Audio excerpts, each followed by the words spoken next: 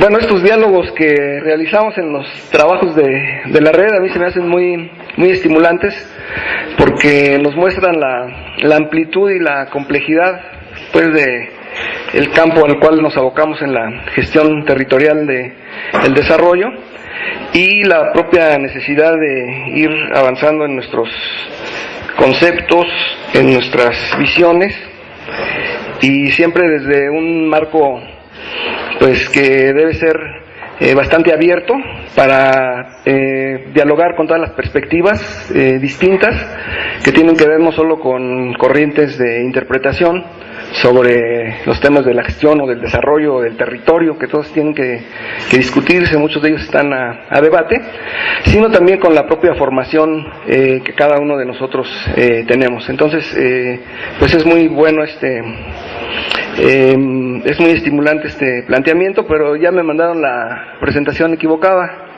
Entonces, ¿qué podemos hacer, Catato? ¿Está por aquí? Emiliano, mandamos a través. Bueno, pero no importa, porque vamos a prescindir entonces quizá de algunos puntos. Sí. No, bueno, es que el punto que yo quiero tocar pues es un poco preguntarnos, ¿y qué pasaría si la gestión territorial del desarrollo y sus propósitos están partiendo de supuestos inadecuados, o de un marco institucional con el que no contamos? ¿O por qué los esfuerzos de tantos años en este campo de la gestión territorial del desarrollo cuajan en algunos países y en otros se notan tan difíciles o muestran tanto retroceso? Obviamente una primera respuesta sería decir, bueno, porque nuestro horizonte de trabajo es muy amplio, es muy diverso, y eso caracteriza pues las trayectorias históricas de cada una de nuestras regiones, la conformación de los propios territorios, y eso creo que es un buen punto explicativo. Sin embargo, desde un punto de vista latinoamericano, creo que habría también esa necesidad de establecer puntos comunes y de preguntarnos si esas institucionalidades están suficientemente cubiertas, o si hay guerras en otros países que aparentemente están en paz, ¿no? Y que no tienen ese horizonte.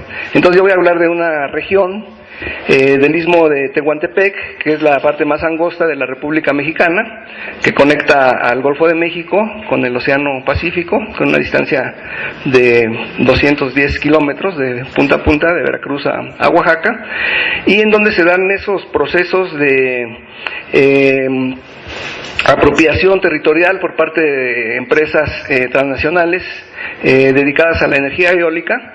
Y entonces tenía yo una lámina que, bueno, afortunadamente todavía la memoria funciona un poco, y que entonces ese proceso del cual yo les quiero platicar es una historia del siglo XXI, con el discurso de la energía verde, con esas preocupaciones que nos planteó Giancarlo en la mañana, con la necesidad de hacer esa transición energética, ¿verdad?, ante el agotamiento de las fronteras que nos refirió él en esa tabla. Pero es un proceso también con una gestión estatal que pareciera del siglo XIX, es decir, en la época en donde la tarea de nuestros países latinoamericanos era el progreso a toda costa, dentro de un esquema, de un sistema mundial imperialista, como se le denominó en esa época, comandado por las grandes potencias, dedicadas a la extracción de materias primas, de las cuales nuestro continente es pues sumamente abundante, ¿no? Y es una historia, decía yo, de siglo XXI, siglo XIX, pero también con relaciones sociales de siglo XVI, ¿no? Porque esta es una región en la cual una de sus características es la gran densidad étnica, ¿verdad?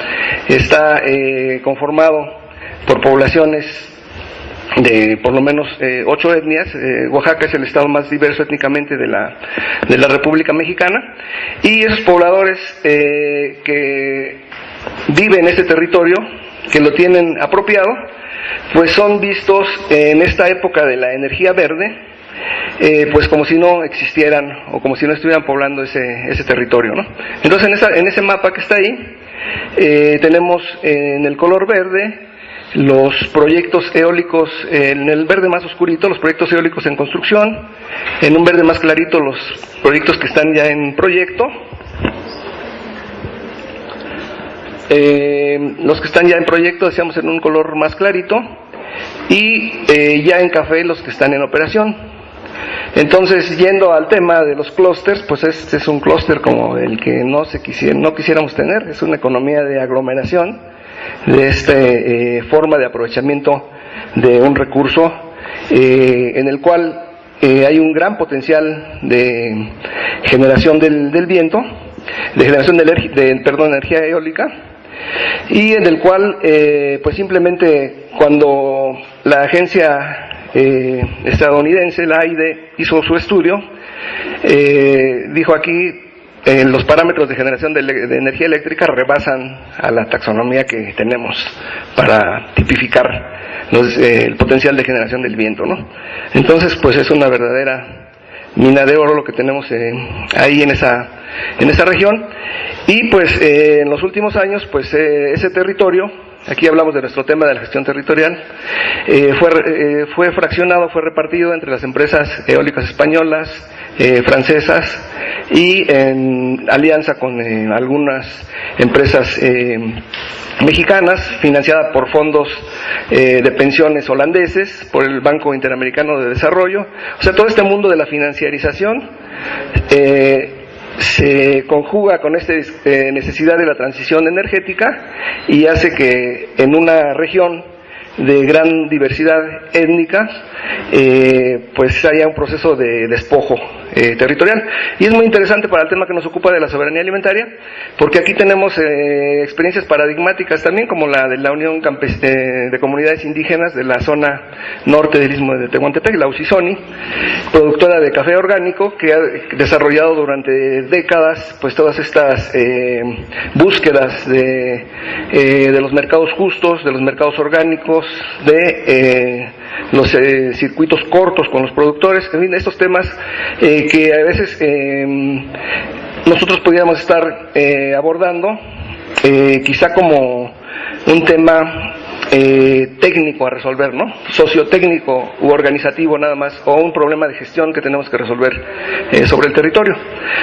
Mi punto entonces en estos diálogos, para llamar la atención, es decir que este caso de Oaxaca, pues Oaxaca corresponde a la región sur de la República Mexicana, los estados de Chiapas, Oaxaca y Guerrero, colindantes, y que comparten pues todos los índices de pobreza, de marginación y de exclusión del país. No puedo decir yo que esto esté sucediendo en todo México, pero sí puedo llamar a su atención al mapa que nos presentó Giancarlo, ¿no?, de los conflictos socioambientales que atraviesan toda América Latina, y entonces ubicar esta situación pues en un contexto histórico, que es el que estamos viviendo, ¿no? O sea, tampoco es esto una aguja en el pajar, ¿verdad? No es un caso de excepción, sino que está en este proceso de apropiación de los recursos. Y entonces sobre este particular, pues está la experiencia que también quería referirles con unas láminas que se da en esta porción. Este es uno de los parques eólicos en proyecto. Esto se llama la Barra de Santa Teresa, y aquí cada puntito representa un aerogenerador. Entonces aquí había un proyecto de una empresa que se llamó Mareña Renovables, en donde se planteaba pues instalar toda esta serie de aerogeneradores para aprovechar la fuerte energía del viento. Y los comuneros de esta comunidad, que se llama Álvaro Obregón, pues en el marco de todo este proceso, cómo se venía dando de compra de autoridades comunales, compra de presidentes municipales, sobornos, clientelismo, pues en algún momento dijeron, bueno, nosotros ya no nos gusta esa idea y no van a instalar ese parque eólico ahí, ¿no? Y bueno, en el contexto actual se dijo, bueno, ¿cómo se atreven a oponerse al desarrollo, no? Al desarrollo y además a la energía verde, en un contexto mundial reconocido de la transición energética. Pues estos ejidatarios y comuneros pusieron un argumento muy simple que tiene que ver con la cuestión alimentaria. Dijeron, nosotros vivimos del mar, vivimos de la pesca, en una buena parte de nuestro modo de vida campesino y pescador, y pensamos que esos molinos, le llaman ellos, una referencia quizá medio cervantina, ¿verdad? Esos molinos de viento, dijeron, esos molinos nos van a espantar a los peces, y simplemente no queremos que se instale esa empresa. Fue muy interesante en el proceso que se dio ahí ver cómo la empresa le exigió al gobierno estatal pues que disciplinara a esas poblaciones y que disciplinara a esos líderes, y diciendo que si ese parque eólico se cancelaba, pues simplemente se iba a dar una señal muy negativa a la inversión extranjera y que se iban a cancelar las posibilidades del desarrollo para el estado de Oaxaca, ¿no? Entonces toda una situación muy interesante desde el punto de vista político, social, porque prácticamente, por eso decía, como en el siglo XIX, las empresas le decían al gobierno lo que tenía que hacer y lo emplazaban y le decían, ya ponen orden a esa gente, que además está alborotada por unos cuantos. Una organización que se llama la Asamblea de Pueblos Indígenas del Istmo de Tehuantepec por la Defensa de la Tierra y del Territorio, un nombre muy largo, pero que se reduce a la defensa del territorio y a apelar a el referente étnico, el referente indígena. Entonces lo que se puso en juego en este episodio, que se me hace muy significativo y que tiene esa referencia alimentaria, en el sentido que dijeron, estamos defendiendo la pesca, porque además nuestro horizonte de los últimos 20 años es que hay un proceso de desagrarización y de descampesinización muy fuerte, y sobre todo de erosión de la vida comunitaria, ¿no? Que es uno de los aspectos que conectan con la parte anterior. Quizá aquí en el estado de Oaxaca, por esta raíz indígena, destacaba esta parte de lo que los teóricos de esa entidad le han llamado la comunalidad. Y dicen, bueno, ¿qué es la comunalidad? Pues la comunalidad es el modo de vida basado en la comunidad, en las relaciones comunitarias. Y ellos dicen, la comunalidad se basa en 4 elementos principales, a lo cual un autor que falleció, se llamaba José Rendón, dice, eso constituye la flor comunal basada en 4 elementos. El principal, y tiene que ver nuestro tema, es el territorio comunal, la existencia de un espacio que se reconoce y que tiene una propiedad comunitaria. El segundo elemento es el poder comunal, que es la capacidad de tomar decisiones a través de la asamblea de toda la comunidad y hacer esas decisiones válidas en los elementos más trascendentes de su vida comunitaria. El tercer elemento de la comunalidad es el trabajo comunal, que persiste todavía en diferentes expresiones. Bueno, aquí en Colombia es la minga, ¿verdad? Nosotros en México es el tequio, ¿verdad? O la guesa, diferentes formas de trabajo comunitario. Y el cuarto elemento, que es quizá el que se aprecia con más fuerza en la cotidianidad de esas comunidades, pues es el del disfrute comunal, ¿no? Comunidades que dicen, nosotros no venimos a este mundo a trabajar, venimos a vivir y venimos a disfrutar, ¿no? Entonces, en el estado de Oaxaca, de donde mis padres son originarios, pues la vida es eso que transcurre entre una fiesta y otra, ¿verdad? Preparamos una fiesta, salimos de otra fiesta, y la fiesta es el modo o el espacio del encuentro y de la expresión de lo que es el modo de ser comunitario. Bueno, voy a concluir un poco con esta parte, que es una historia, es como una crónica también, de cómo finalmente la empresa Mareña Renovables se hartó de esta resistencia de los comuneros, y la parte interesante es que en ese proceso los comuneros rescataron su asamblea comunal, volvieron a nombrar a su consejo de ancianos, crearon su policía comunitaria y en general empezaron a fortalecer estos 4 elementos que yo les mencioné. Es un proceso muy, muy interesante. Y la empresa Mareña Renovables dijo, bueno, aquí yo no puedo, ¿no? Y entonces se trasladó por aquí a otra área más cerca de la cabecera de Juchitán, en donde se realizó una consulta, bueno, porque uno de los temas que alegaban los comuneros de Álvaro Obregón, es que a ellos nadie les había consultado que se iba a poner ahí un parque eólico, que además les iba a perjudicar su pesca. Entonces la empresa dijo, bueno, pues vamos a desaparecer Mareña de Renovables, ahora nos vamos a llamar Eólica del Sur, nos vamos a ir a Juchitán, a otro espacio, donde las autoridades municipales son proclives a este proyecto como un proyecto de desarrollo, y vamos a hacer la consulta que no hicimos en la barra de Santa Teresa. Entonces se realizó la consulta, fue muy controvertida, finalmente la consulta fue favorable a la instalación del parque eólico, pero la comunidad levantó un amparo y el amparo procedió.